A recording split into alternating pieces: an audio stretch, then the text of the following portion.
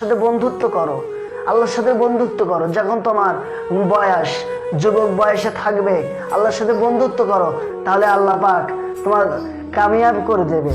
আল্লাহ পাক তোমাকে সারা জায়গায় বিজয়ের মালা পরিয়ে দেবে। হে যুবক, আল্লাহ পাক বলছেন, আমি কাল কিয়ামতের ময়দানে কঠিন মুসিবতের সময় কিছু যুবকদেরকে, একদল যুবক শ্রেণীর মানুষকে আমি বিনা হিসেবে জান্নাত দেব, বিনা হিসেবে জান্নাত দেব।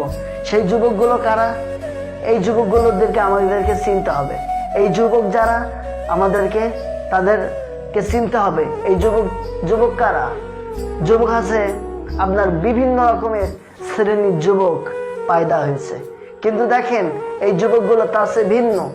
এই যুবকদের পরিচয় শুনে নেন, শুনে নেন এই যুবকদের পরিচয়।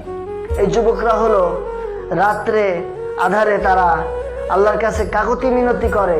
এই যুবকগুলা, এরম যুবক বহু আছে।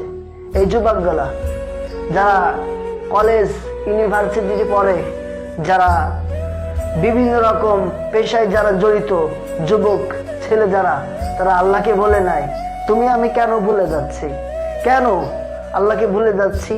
আল্লাহ আমাদেরকে কি সুস্থ রাখে নাই? সুস্থ থাকার বড় একটা নিয়ামত আল্লাহ পাক আমাদেরকে দেয় নাই? আল্লাহ পাক দিয়েছেন। এই জন্য আল্লাহ পাক বলছেন, বিনা হিসেবে যুবকদেরকে আমি জান্নাত দেবো। কিছু যুবক, সকল যুবকদেরকে নাই। যারা ইয়াবা ফিনসি এইগুলা যারা ভক্ষণ করে, এদেরকে তো আল্লাহ জান্নাত দিবে না। কিন্তু যুবক, আল্লাহর রহমত, আল্লাহর বরকত অনেক বড়, অনেক অনেক বড়। এই জন্য আমরা যারা গুনাহ করছি নিয়মিত, আমরা তওবা করতে পারি না? আমাদের জীবনের পূর্বের ওই আগের কথা ভাবি আমরা, আগের কথাগুলো দেখে একটু লক্ষ্য করেন না, লক্ষ্য করেন না। আপনি 50 বছর আগে আপনি কি ছিলেন দুনিয়াতে? কে আপনাকে গড়লো? মায়ের পেটে আপনাকে গড়েছেন। এই জন্য যুবক, আল্লাহকে ডাকো, আল্লাহকে ডাকো, তোমার নসিব খুলে যাবে। আল্লাহকে ডাকো, তোমার নসিব